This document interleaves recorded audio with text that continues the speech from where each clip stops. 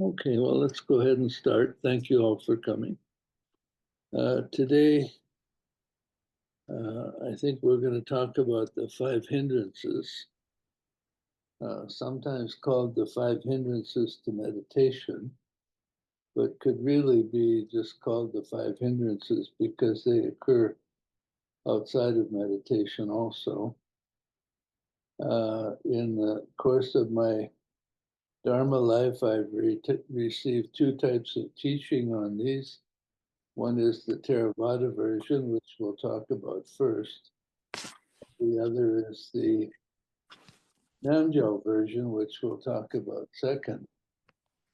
The five hindrances are said to be sensual desire, ill will, sloth and torpor, restlessness and worry, and skeptical doubt. So in the Theravada teaching, these are treated as five separate things. So sensual desire, um, the remedy for that in Theravada is to do an Asubha meditation for 30 years, and you'll get rid of that. Asubha meditations are meditations on unattractive things, such as body parts, possibly deceased bodies. And you meditate on that until attachment to sensual desire goes away. When the Buddha died, Ananda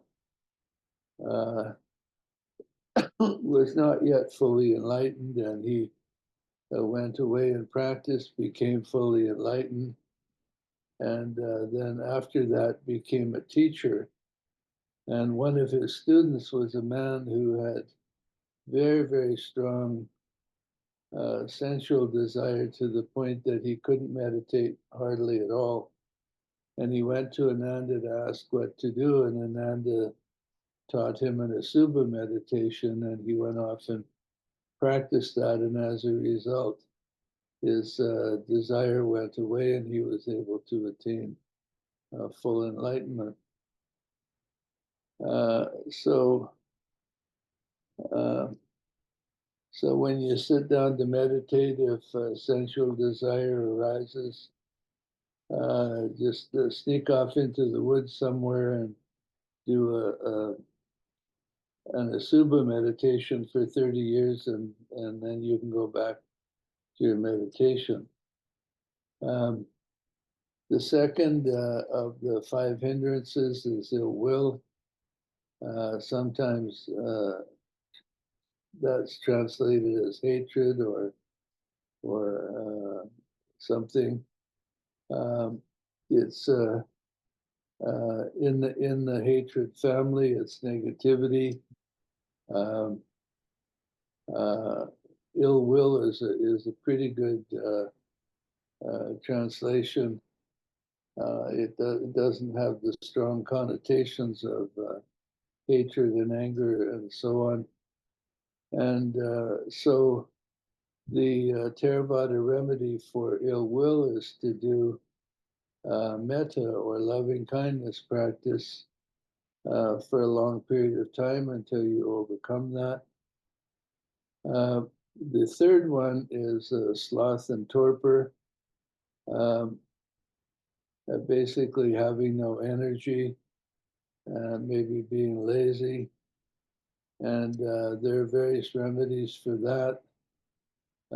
One is you can decrease the temperature in your meditation space. That might help you be more awake. You can raise your gaze above level, like look up a little bit. Various remedies like that. make sure you get enough sleep, all those things.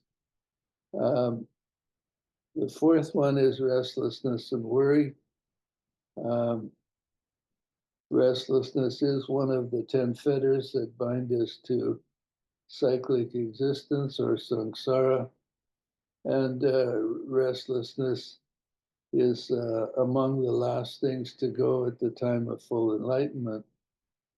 So we are all subject to restlessness. We might be subject to worry, and so one needs to do practices that calm the mind down, maybe some shamatha, something like that. And the last one is skeptical doubt. And in the Theravada teaching, they teach you various methods to avoid skeptical doubt. And the skeptical doubt that they talk about is mainly doubt in the Buddha, doubt in some aspect of the teaching, maybe doubt in your ability to actually do the practice and achieve results. And so you need to increase your faith and so on. So,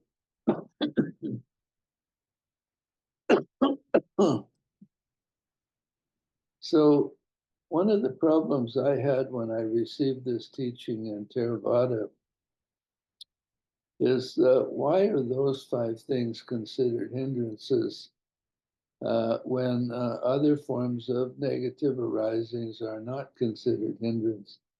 For example, if pride or envy or fundamental ignorance arises, that's not considered a hindrance to meditation, but desire is. And to my way of thinking, um, desire is not particularly a hindrance to meditation. If desire arises, you simply treat that with mindfulness and watch it arise, watch it persist, watch it pass away, and the same with all the other ones. Uh, but um, uh, but that's not the Theravada teaching, as I've explained. Now, Namgyal Rinpoche gives a very different teaching of this, at least when I've attended him teaching on this. And he treats the 5 hindrances as a progression. So the first thing is that when you're meditating, um, sensual desire, um, here's one of the difficulties with language.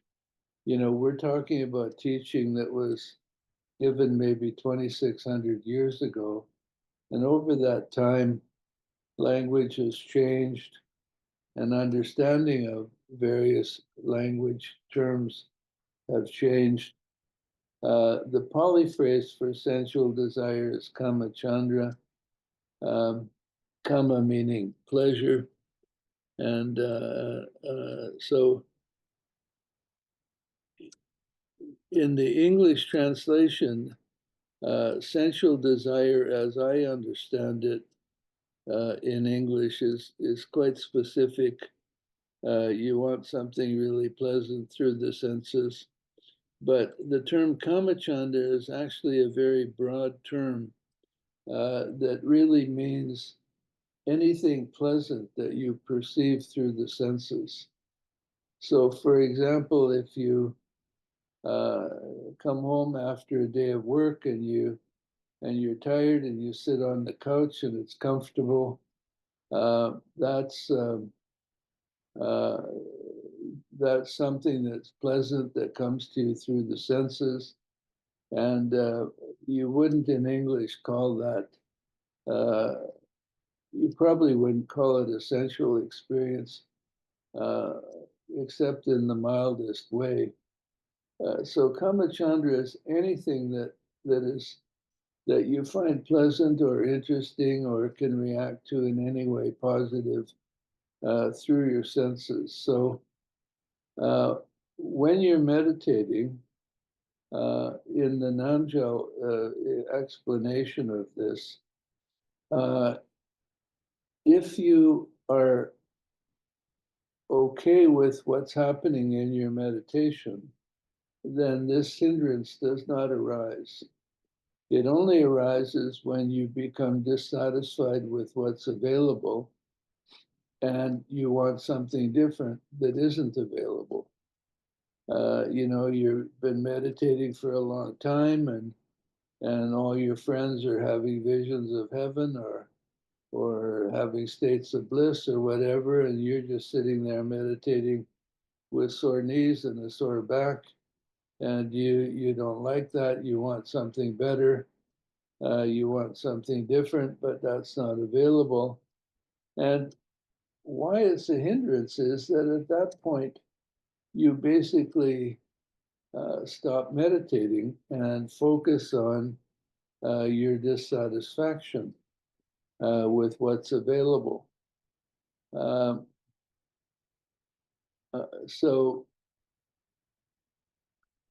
in the Namgyal teaching, if you're meditating and you're okay with what's happening, this hindrance does not arise. But if you get bored or somehow dissatisfied with what's happening, then this hindrance arises, and you want something more pleasant to be happening, and it's not really available. So you basically uh, stop meditating in the sense of you're no longer focusing on your mindfulness of whatever arises. You're now focusing on this mental formation that was not your original um, object of meditation. And if you deal with it somehow, then it does not progress to the next level. But if you don't deal with it, then it progresses to the second level, which is ill will or some sort of negativity. And so you're meditating, you're not satisfied with what happens, and then you become negative about that, or angry about that, or dissatisfied about that. And so the negativity has set in. And again, if you don't deal with it at that point, then that negativity, that possible anger or dissatisfaction will use up your energy, and you will go into a low energy state, which is the third one. It's frequently translated in English as sloth and torpor. I love the word torpor. I don't know who came up with this translation, but it's basically a low energy state because you've used up your energy in the second stage, the ill will stage. So if you don't deal with the sloth and torpor at this stage and your energy is all gone, then that gives rise to restlessness and worry. You start to question why is this not going well? Am I doing something wrong?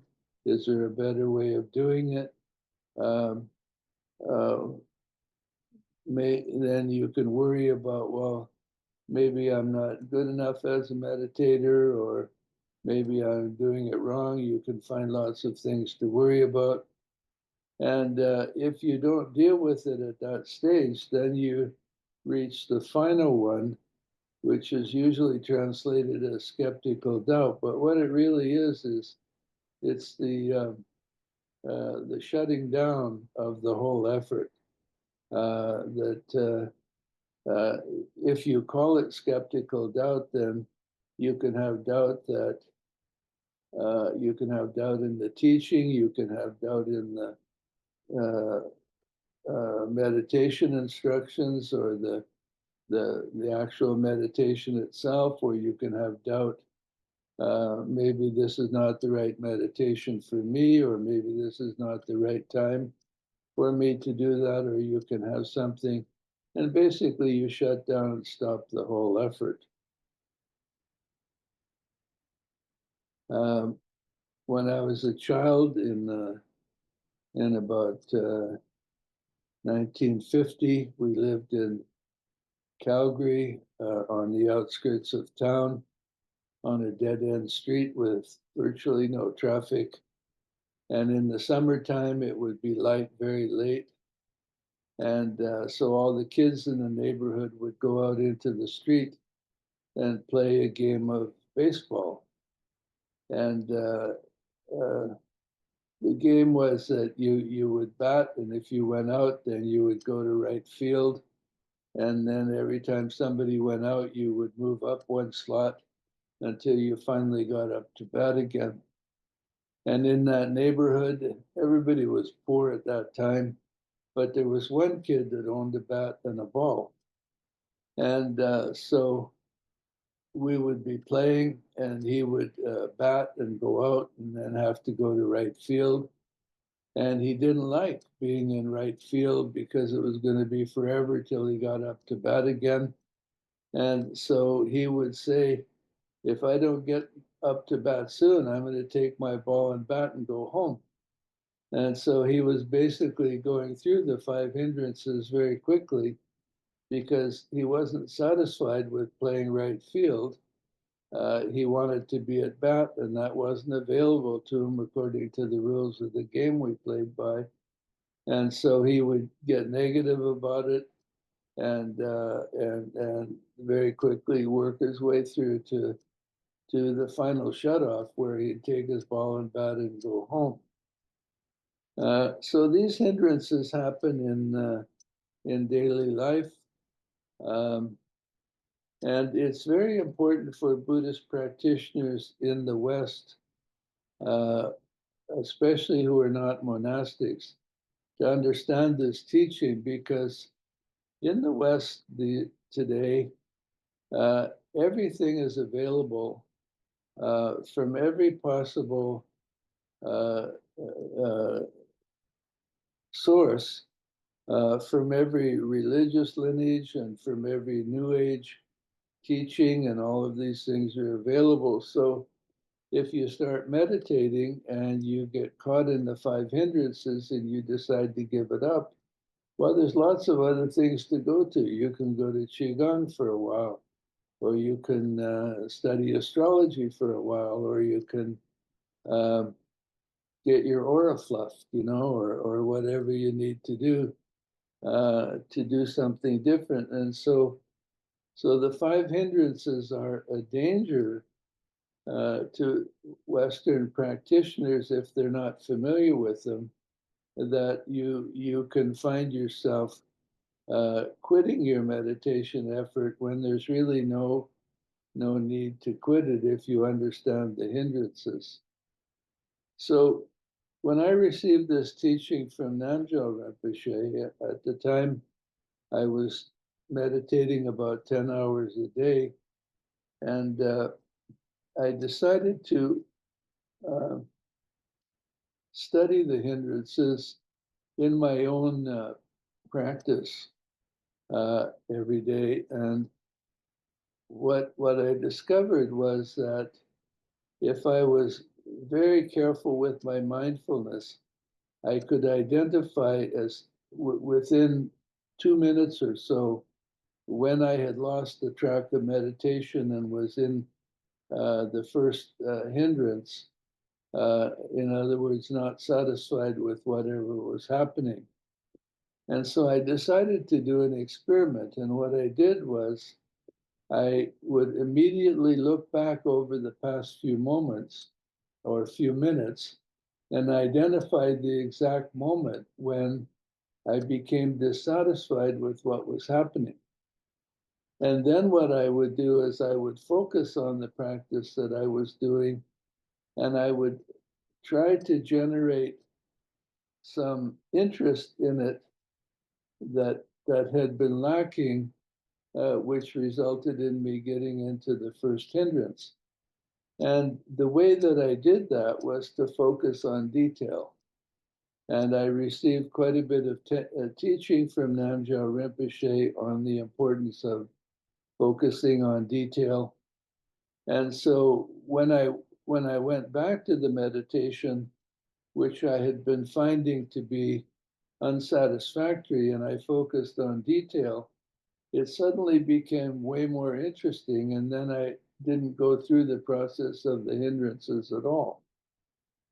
It's much easier to deal with the hindrances as soon as they arise, rather than going through the process and reaching the third or fourth or fifth stage, when at that point it's very hard to get back to your meditation.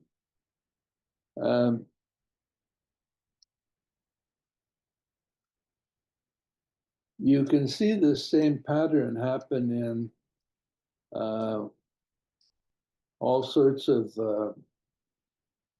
activities of daily life. It can happen in your relationships. It can happen in your work. It can happen in all other aspects of your daily life, where you're okay with what's available to you, and then at some point you become dissatisfied with what's available, and then you go through the process, and the negativity arises, and then you have no energy for whatever that is, and then maybe you become restless and worry about it, and try to figure out if there's something you could do or something you didn't do. And then if none of that works, then finally you reach the stage of shutting down and quitting entirely. So these 5 hindrances are quite important to understand. And one suggestion is that when you're meditating and you notice one of the hindrances is present, you should name it, identify it, and then take a look at how it arose and where you are in this process, and then see why it is that you lost interest, shall we say, in the meditation you were doing, or you became dissatisfied with it, and drifted off on this path that doesn't lead anywhere good.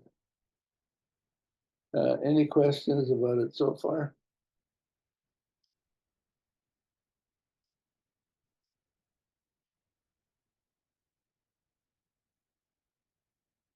No? Okay. I don't think I have too much more to say about that. So if it's all right with you, we'll go on and move to another topic. And the topic I want to talk a little bit about is the 3 marks of existence. This was a teaching by the Buddha. The 3 marks of existence are dukkha, anicca, and anatta. Dukkha is usually translated as suffering. Anicca is translated as impermanence, and anatta is translated as no self. And these are the 3 marks of existence. So dukkha, the word dukkha, is a compound word made of the prefix du and the root word sukha. The root word ka. So ka in the original language in ancient times meant formation, and du meant bad. Su, which sukha is translated as happiness, meant good formation. So dukkha was unsatisfactory formation, or bad formation, or not good formation, something like that. And the Buddha said that all conditioned things have the nature of dukkha. And that is that uh, uh, you can't get anything lasting or worthwhile in cyclic existence. And so, so dukkha is an intrinsic part of samsaric existence. The second one is anicca. Is a negative prefix, and I presume Nietzsche means permanent, so anicca would be not permanent, or everything changes. So even if you get something really nice in samsara, it won't last forever. The good news is, which people ignore, is that whatever problem you have, whatever suffering you have, whatever difficulty you have, is also impermanent. So Siddhi Rinpoche gave a very famous 2-minute teaching on why you should be happy, because any problem you have is impermanent, guaranteed. It just can't last. And the third one is non-self. So I want to talk about that in a bit of detail. Most Western Buddhists, and most Eastern Buddhists for that matter, can easily understand some aspect of suffering, that suffering can occur, things can somehow be not the way you want them to be, or they can be even painful, or bad things can happen. You can become sick. You can suffer losses. You can be lonely. You can be poor. You can have all kinds of things happen. Most people understand that relatively simply, relatively easily. And the fact that everything is impermanent, or that everything changes, also most Buddhist practitioners can understand that fairly easily. But the non-self nature of the existence of all conditioned things is the part that almost everybody doesn't get. So, for example, a Buddhist practitioner is striving to attain enlightenment, and they think of it as I am going to get enlightenment. I am going to do the practice. I'm going to enter the moment of enlightenment, and then I will be enlightened. And that is in complete opposition to the non-self nature of cyclic existence. There are many examples in the Buddhist literature, for example, where enlightenment, when it's described from a non-self point of view, it can be seen as, for example, Tilopa said one should, in a song of Mahamudra, Tilopa says, one should rely on a guru. When you receive his blessing, emancipation is at hand.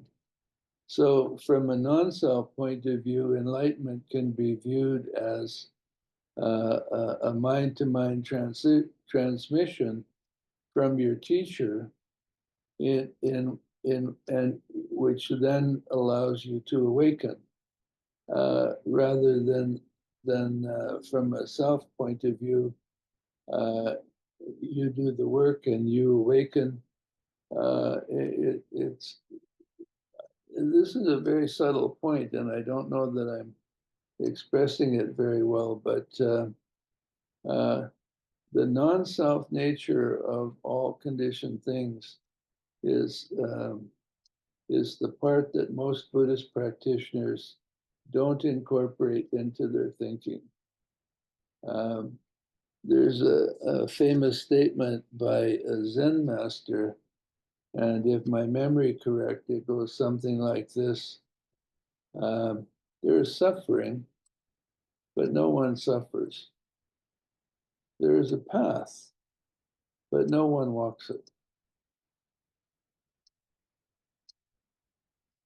That's the non-self view of reality.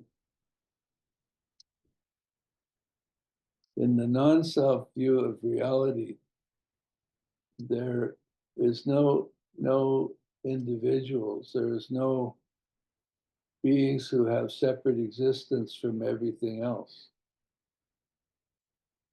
And it's very hard for practitioners to incorporate that truth into their worldview, into the way they view things, and into the way that they view Dharma, into the way that they view the path, and into the way they view attainment. Uh, there, there is suffering, but no one suffers. There is a path, but no one walks it. So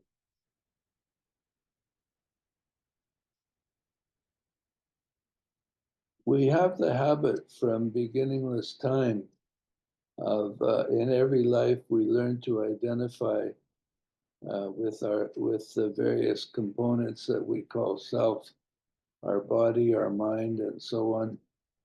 And so when we enter the Dharma, we bring that habit with us. And that makes it very difficult to really understand what's going on. Just for a moment, imagine that you exist not as a self. Then what is your life about? Then what is your path about? Then what is reality about?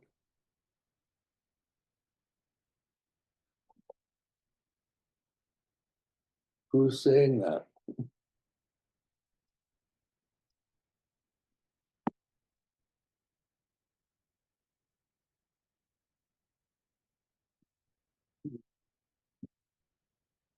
So suffering or unsatisfactoriness, impermanence or change, and non-self nature of all conditioned things, those are the three marks of existence. And I would highly recommend that you contemplate those as much as you can, especially the third one. In some teaching that I have heard, we actually enter the path moment via one of those three. And um, I think that in this day and age, most people enter it via one of the first two. In that if you have had a lot of negative experiences in life, you will likely enter it through the path of suffering. If you have become aware of the transitory nature of all arisings, you might enter it through the uh, impermanence or change aspect. But I don't think very many people these days are entering the path moment via non-self. That would take quite a bit of deep insight and deep realization. One of the ways you can develop understanding and insight into non-self is to contemplate the five skandhas, as we talked about before. Are you really the body? Are you really your feelings? Are you really your perception? Are you really your mental formations? Are you really your mind? Who are you?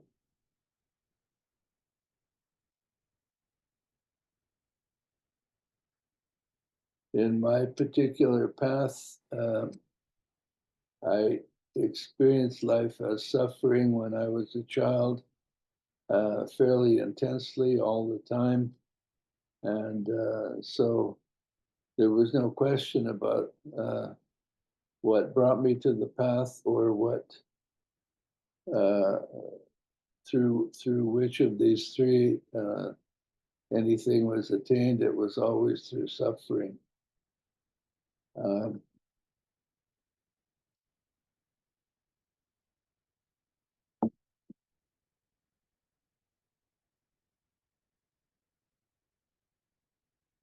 Questions about the three marks of existence? Jim? Well, I can't even say this without falling into the trap, but I don't understand non-self. And I mean, it's uh, it's I can't quite see how focusing on the skandhas can get me there. I mean, do you have any further suggestions on how to realize that? Um, I don't know. Is it a state or what? Yeah, the fundamental question that you should contemplate continuously is, who am I, or what am I? What are you? You know, you sort of popped up some years ago, and now you're going along. Uh, what are you? Who are you?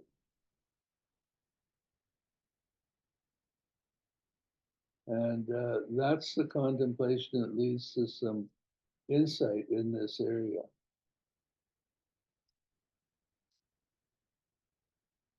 The point I'm making with talking about the three marks is that almost all Buddhist practitioners in the West today are exactly in the state that you're in, that I don't understand non-self. You know, you're not alone in that. I think pretty much everybody is like that. And we can get some pseudo insight intellectually about what that means, but in terms of actually seeing it, um, that requires deep contemplation into, who am I, or what am I?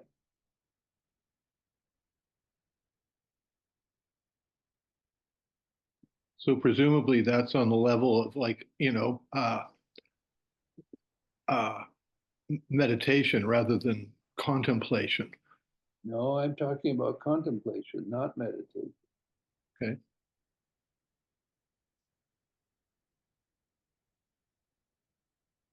Contemplation is where you take something like the question, who am I? And you bring it up over and over and over, and you try to see, every time you bring it up, you try to see, well, who am I, or what am I? Or what's really going on here with this apparent thing called me, you know? And you contemplate it. Um,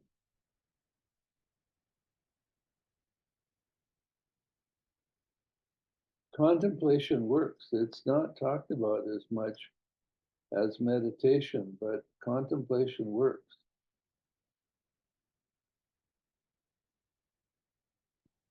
Thank you. I'll try that. I have a Yeah, question. Randall, yeah. Furthering along to this topic, what Jim was saying, I was starting to think of, like, when you're doing something. Let's say you're playing volleyball. Sorry. When you're looking at a volleyball game, when you're watching the volleyball game, so you're watching it going on. When you're playing volleyball, you're playing.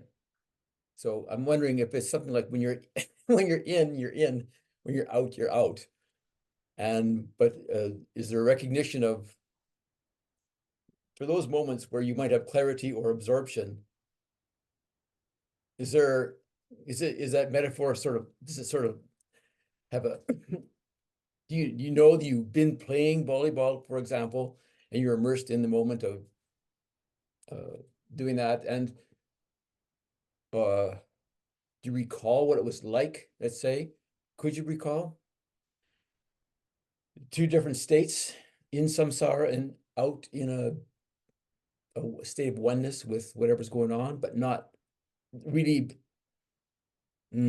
considering yourself that, Randall's playing volleyball. It's like, there's just playing sort of thing. Is there any value in that metaphor? Well, that's interesting.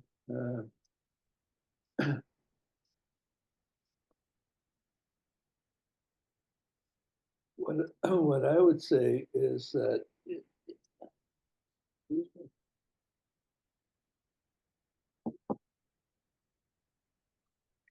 uh, the way you phrased it, you're either playing or you're not playing. I don't think is going to be too helpful.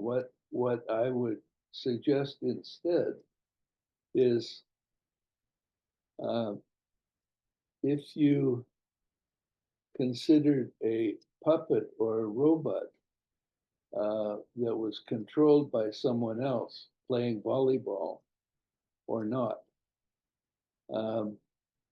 If you could consider yourself when you're playing volleyball as a puppet or a robot being controlled by the universe, and you're being played, and you're not the one doing it, that might be a contemplation that might help a little bit, and then when you're not playing volleyball, you're the one in charge of yourself, and then you're back in the self-referencing point of view.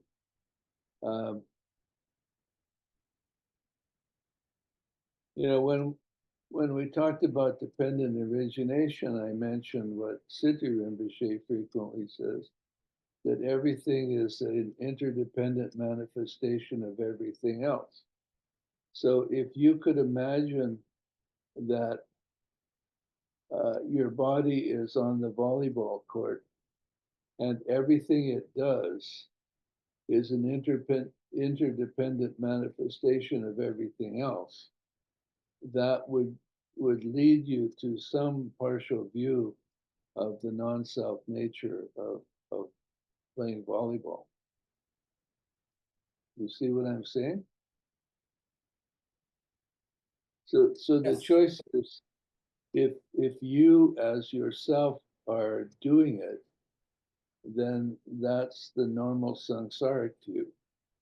But if somehow volleyball is being done through you and you're not the one doing it, then you start to get a glimpse of that. In Zen, they have various things like archery. In Zen archery, when you pull the string back, you don't fire the arrow. You have to wait for it to fire. You see what I'm saying? And so you go into that state of neither doing nor non-doing. And then when the universe decides to fire, or ultimate reality decides to fire, or whoever does that, then the arrow is shot, but you didn't do it. These are very subtle things, Yes. There was one Westerner that went and studied Zen archery, and he would stand there for hours, poised, ready for the arrow to fire itself. And of course, he could go on like that for months or years without it happening.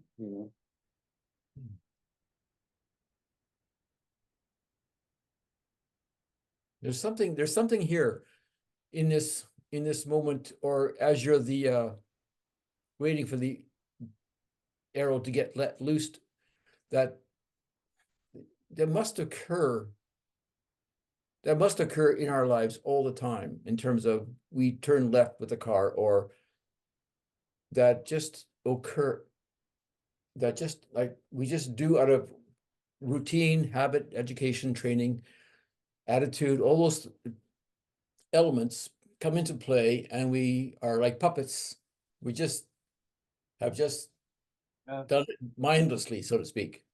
But I guess being mindless like that is not the same as being mindfully aware of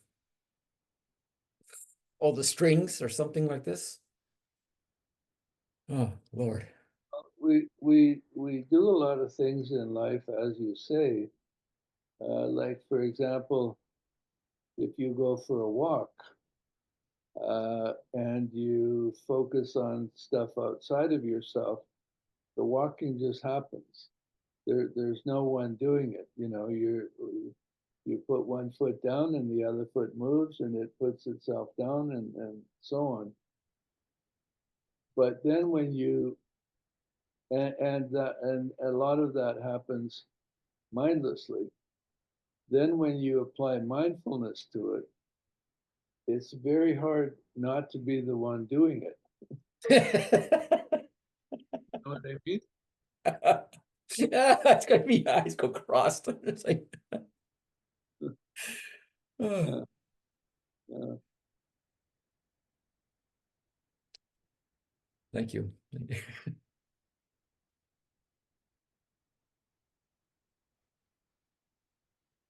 So there's that Zen saying that I quote all the time: sitting silently, doing nothing, spring comes and the grass grows by itself. Um, if you could imagine yourself as the grass, uh, you know, birth comes, and then uh, whatever you are grows by itself and does what it does. And if you can apply that to all of your actions and everything about you, you might get some glimpses into the non-self nature of things. Okay. But you know, when people come to me with questions and so on, the the thing that I notice a lot is that the questions are always phrased, almost always phrased, without any awareness of non-self. You know, so somebody comes and you know, I have a problem, or you know, what practice should I do? What meditation should I do? What advice do you have for me? Everything is phrased in self-referencing terms rather than in non-self terms.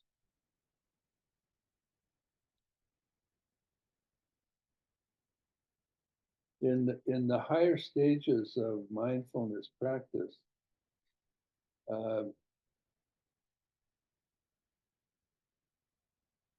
one reaches that place of neither doing nor not doing. And your being goes on, things happen, but you aren't doing them, neither are you preventing them. Certainly in the last short time before enlightenment, that's how it goes. You become a happening.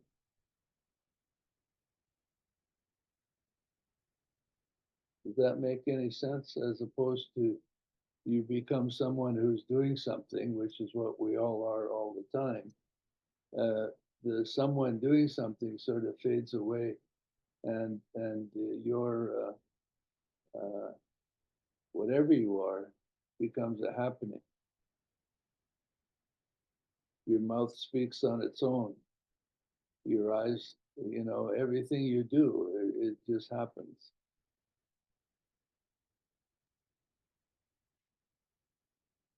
Certainly, there have been some experiences of like that. Things happen. Yeah, oops, darn it. Certainly, there's been a couple of experiences of things happen. Things are happening in the life or in my life. As but it's and this it sort of helps because there's still a these experiences seem to no what I understand you saying is these sort of exists in a no, it doesn't gap kind of way where it's there's allowance of all the of factors and forces that everything at play that allows things to happen. Oh, I gotta give up. This is just too much. This is Many years ago, I had a friend who was a basketball player at a high level, and we talked about it in quite a bit of detail. And what I learned from him was that when he played basketball, there was no time to think. There was no time for him to decide what to do.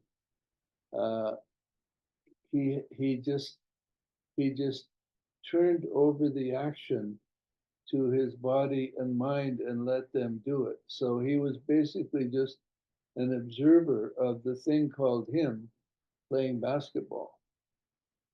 And you see what I mean? There's a difference between I'm playing basketball or I'm here and my body is playing basketball and I'm watching it, you know? yes, And exactly. so I think you're right that we all do have some experiences where um, the normal self-controlling things, it isn't active, and we become a happening for a little bit. Mm. But then there's this deep-seated desire in people to be in control and to take charge of themselves and their life and what happens to them, to try get lots of what they like and to avoid the things they don't like and so on. So they get out of that, you know.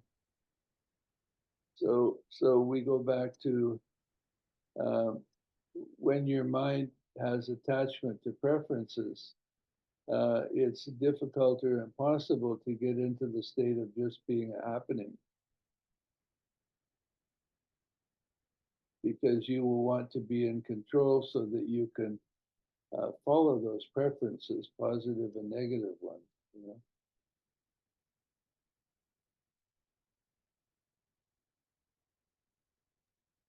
Usually when those things have happened, they've happened, and I realize, oh, what, how did that happen? You know, in that sort of moment, and it remains a mystery, and yet there's a certain wonderful glory about that mystery in terms of what happened, and it's in I guess maybe it's good for the faith or confidence that there's something going on, and but how does, again, coming back to the first question, how do I encourage that event to be totally all the time? Are you familiar with Vipassana meditation? Uh, Lightly, I mean, yes, a little bit. So in Vipassana meditation, the way I was taught is you focus on the breathing, and then if something arises to take your attention away from that, you focus on that for a little bit, name it, and then go back to the breathing. And you train yourself to become detached from the arisings, you know, so that if desire arises, you look at it and then you detach yourself from it and just let it be there. And so through that training, if you persist in that training far enough, then what happens is you're there meditating, mindfulness is happening, things arise, but you don't get involved with them, and therefore you very much become a happening because you're not trying to control whatever arises. You're not trying to get rid of it. You're not trying to recreate it if it goes away. And so Vipassana and some of the other practices really help us train in that sort of loosening our attachment to being in charge and to being in control and being the one who decides what to do and how to do it and then goes ahead and does it, you know. So some of the meditation practices like Vipassana will train you in a way that makes it easier for those things to happen.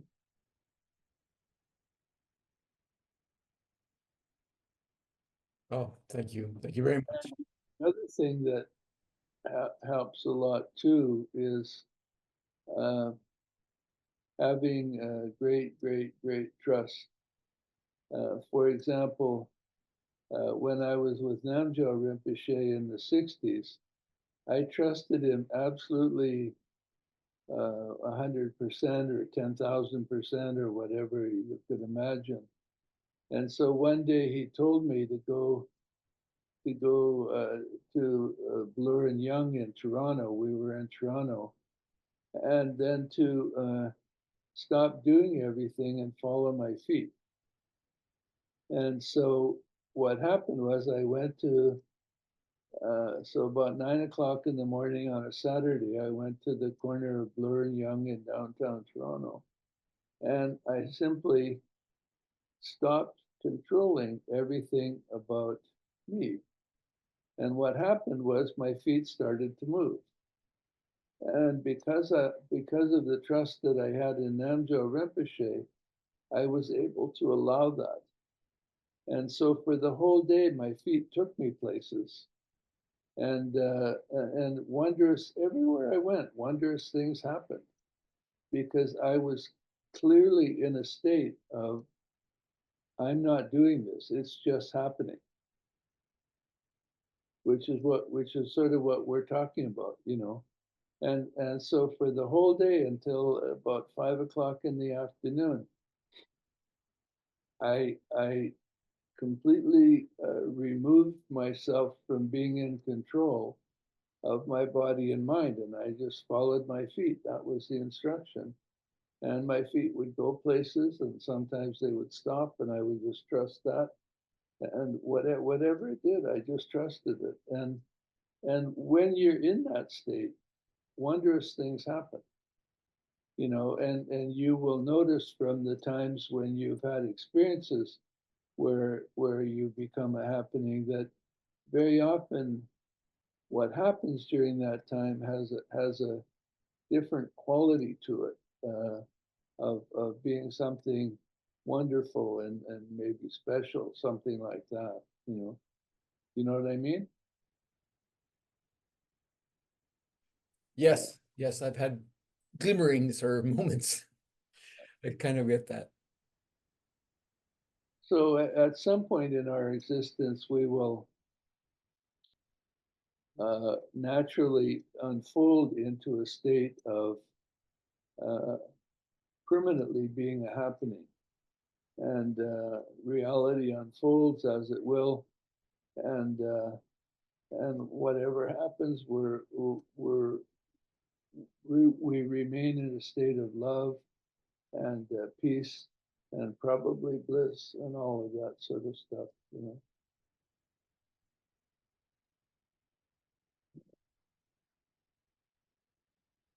Any other questions?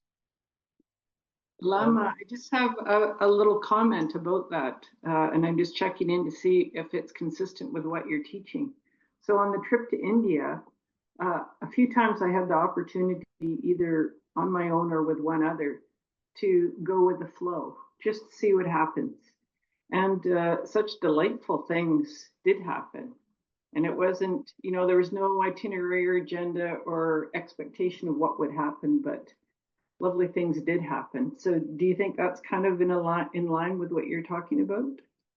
Absolutely, absolutely.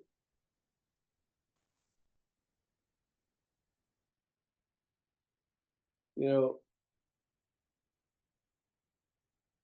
going with the flow has an aspect of letting things happen and unfold as without you controlling it, you know, and that's the state we're talking about.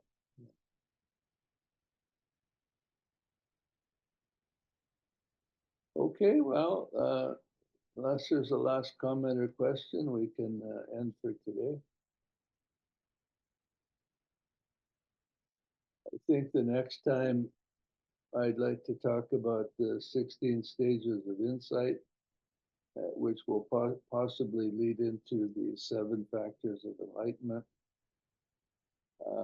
But let's stop for now. Let's dedicate any merit up to now and from all sources and times to all beings that each without exception attain the ultimate for themselves. Okay, well, good. Thank you all for coming. Thank you, Lama. Thank you. Thank you, Lama. Thank you. Yeah. Sid. Thank you, Lama. Thank you, Lama. You're welcome. Out of here.